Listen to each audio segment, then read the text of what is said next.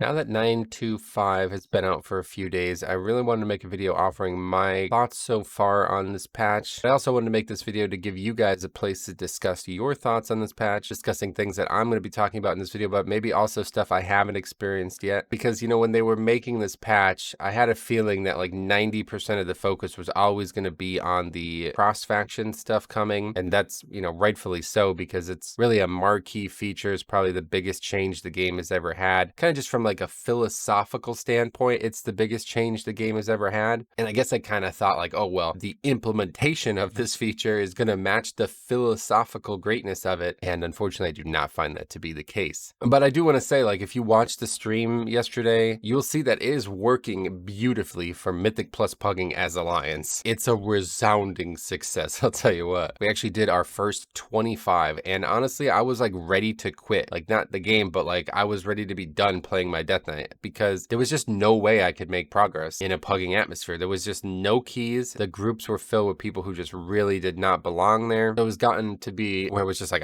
can I even continue playing? I was really upset about this because, you know, this is finally Blood DK's time to shine. They were really bad for the first two seasons, and now they're in such a powerful state and actually being like looked at as a top pick as well by the overall community. So this should be the season that I do the best on, and it was gonna end up being the season I did the worst on just because I switched to Alliance. So now I'm finally feeling relieved on that front, but there was more that I really wanted from this feature. Let me show you something in game.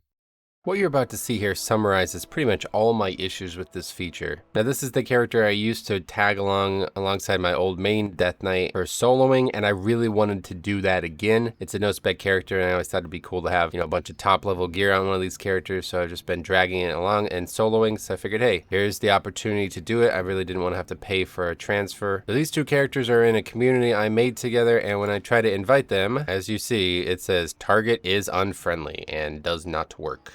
Now that's in a community. It won't work anywhere. If you're out in the world together and you see a horde, you're not allowed to invite them to a group. And I have to say, it just feels so half-baked. Like, what is the purpose of this, breaking down these borders like this, if you can't even invite people through normal means to groups? I just don't really understand the point of that. And I can only hope that it means some great technical limitation is there, just because that solves my initial complaint, but it opens up two new ones. One is that it concerns me that after all this time, this is the state things have came in, where even the express pathways that it says should work still don't actually work. But two, it makes me worried that this game is always going to be haunted by its limiting early design choices. And even after all of the things that have happened over the last few years, we may never see some of the features that we truly want to see. But it says here, players are now able to directly invite members of the opposite faction to a party if you have a battle tag or real ID friendship, or if you are members of a cross-faction WoW community. So these two characters are on my same Battle.net account. So yeah, they're more than friends, and also they're in a cross-faction WoW community. So I don't understand what the problem would be here. I hope it's just some kind of bug. It says pre-made groups in the group finder listings for mythic dungeons, raids, or raided arenas and RBGs are now open to applicants of both factions, though the group leader will be able to choose to restrict the listing to the same faction applicant if they choose. That's actually quite cool. If you haven't seen it, I'll show you what it looks like. See down here, it says limit to Alliance. Only Alliance players will see your group. This may reduce the number of applicants you receive, you think? But at the end of the day, it just left me scratching my head like, why is this a thing? I don't know. Why is it not working in this instance? It seems like all the criteria are met. So like I said, I hope it's just some kind of bug. But Stromy actually asked in my Discord, like, can these characters now also level together? And the answer is no. You can't do any world content together because you're still Horde versus Alliance out there. And it just really kind of ends up feeling like some private server thing where they just like made some check on instances, not ask whether or not they're the same faction or something like that. Like, it kind of just really basic, and it doesn't seem to work that well. But my big actual issue with the whole concept is that it's still not properly allowing people to play together because there's no grouping that can be done inside guilding. So honestly, this kind of feels like a beta to me. This whole feature doesn't seem like it's finished, and it better not be finished, because if they do not ultimately implement cross-faction guilds, then this whole thing was kind of just for pugging until they're able to make full cross-faction guilds, which I really do believe they're working on, and it's going to be just as tall of a task as getting this off the ground was. Then we have some ground left to make up because, you know, people do want to play Horde characters with their Alliance friends. I know a few people in the group I'm playing with now who would love to do that, but, you know, personally for me, I wouldn't necessarily feel comfortable taking characters out of the guild because so much still happens within the guild system. But like I said, a lot of people probably were super focused on that being 90% of the focus of the patch, and there's a lot more in the patch itself. So let's talk about some of that. This is the one that really has just got me so turned around. I saw this the other day and I was like having a moment of pure elation. I was like, oh my god, look at this. This is going to be one of those things that they kind of just slip into a patch. Nobody's going to notice it. It's going to be the biggest change they've ever made to leveling. I can't wait. It says remove the experience point reduction that is applied to level 51 to 60 characters while in party sync. What I expected that to mean was right now when you're playing a level 50 or higher and you party sync with somebody who's like in Chromie time especially and leveling in the old continent, you basically get like 0 experience. Like if I wanted to quest with these people, I would basically never level. Like they would probably level 20 times before I would even get 1 level. This is what the quest offers me right now at level 51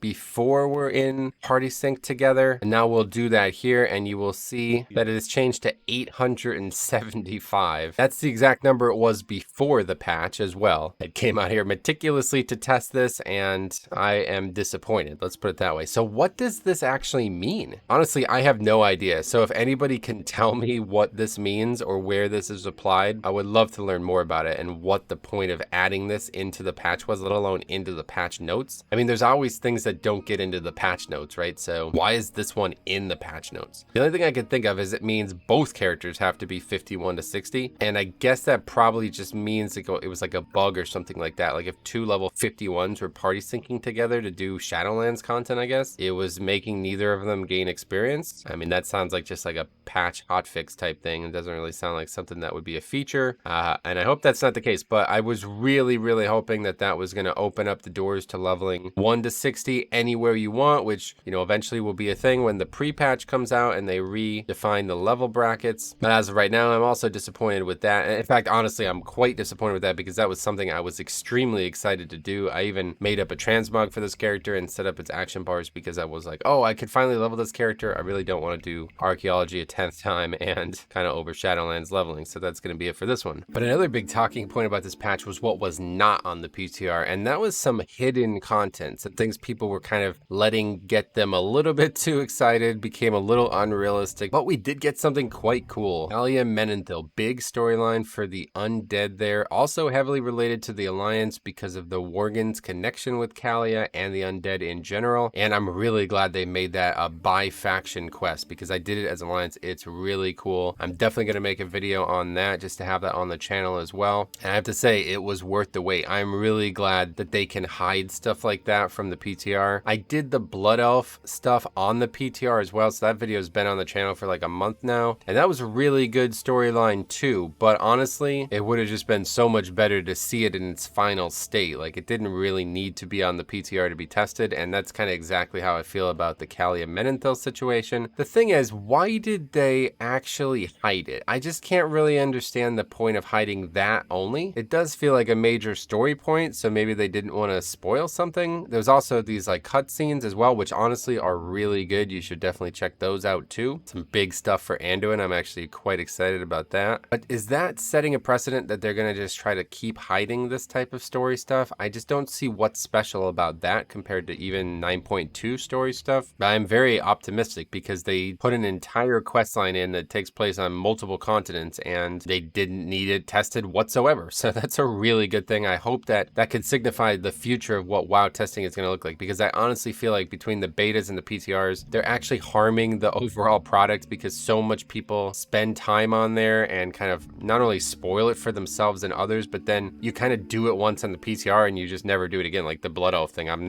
probably never going to do that again. I already did it on the PTR. I don't really care about the rewards. I don't even play Blood Elves anymore. So yeah, I probably won't actually do that on live WoW, which is unfortunate. I've yet to do the Dark Iron one period. I'm definitely going to do that and record that as well. Honestly, the coolest feature is probably what you're looking at right now. I absolutely adore this idea. This is something I've basically been saying they should have been doing the whole time, making undead of other races. And it's not exactly what they did here, but it certainly looks that way when you look at the character in the first light. If you haven't seen it, if you finish the storyline, you now get access to what they're calling Dark Ranger customization. The whole Dark Ranger as a class thing never made any sense to me whatsoever. It always seemed like a race to me, and that's exactly what it is now. It's basically customization for any of the traditional elf races that have been kind of conscripted into the service of Sylvanas. And because, you know, she was the original, right? She was an undead that wasn't an undead. And don't get me wrong, like, I like the race, it's fine, it's cool, especially for like rogue or maybe like a caster, and there's a lot of cool transmogs and themes you can do with undead, but I just don't really like the way they look. Like, they don't look like humans. They're kind of like in between like a ghoul and a human, and it's just not really for me. Like, if you could play an undead actual human, like if you go make a human Death Knight, they have this kind of undead pallid look to them. That's what my preference would be. Like, I want to play that version of an undead. I want to play an actual race that's just dead, and now you can finally do that with Night Elf and Blood Elf. You can also do that with Void Elf because they're basically just Blood Elves as well. And God, does it look good, man. I'll tell you what, those freaking red eyes, you see them a mile away. It's awesome. I have to say, it doesn't look as good on the male Night Elf, but man, the female just looks absolutely gorgeous. Like, it looks just like Sylvanas, even though I'm a Night Elf. I'm very satisfied with that. Definitely going to use that as a hunter. One thing I'm not very satisfied with, though, is you actually have to do the quest line on the hunter to unlock another piece of customization, that being a new transmog. The set really isn't that nice, to be honest, and it doesn't come with like the quiver or whatever else is in this picture, and it's kind of just like pretty basic. I mean, does this even resemble what the characters in the game look like? I don't know, but I really like the hood, and I really want to use that at least on this character. I always like the concept of how the Dark Rangers and like the elves in general always have hoods on as hunters. I've always loved that concept. So, and not like male coifs, but like actual cloth hoods. So I really wanted to get this, and I haven't done the questline on this character. I did it on my main, of course. So I was pretty disappointed to learn that now I have to do it a second time just to get this transmog. But that's fine. It's going to give me an opportunity to do it again and record it. So kill two birds with one stone. But stuff like that, it's just like, I feel like there was a lot overlooked in this patch. And I feel like a lot of that probably happened on the community's part too, because everybody was so focused on this cross-faction thing. And I can't help but feel like, is anybody else like actually disappointed with what we got? I guess I shouldn't be, because they did explicitly tell us that it was only going to be for instanced content, but I didn't think that that was going to mean like you literally can't invite characters that are standing right next to you. It's so weird. Why is that a thing? I don't understand that, and I'm not sure I ever will, but as of right now, it's stopping me from doing two main things I really wanted to do this patch. I'm very happy about the fact that I'm able to do Mythic Plus pugging again. That's very satisfactory, and the rest, yeah, it could be better. Let's put it that way, but I really enjoyed Shadowlands, so honestly, there's still tons of stuff for me to do and want to do, and I'm really excited about just playing new classes in general and just seeing the game from a different perspective. So let me know what you guys think. I'm really interested in hearing some of your thoughts, especially if you guys have some experience on these matters. I'm really looking for an answer on what that party sync thing is. I just can't figure it out. So thank you for watching. We will see you guys in the next one.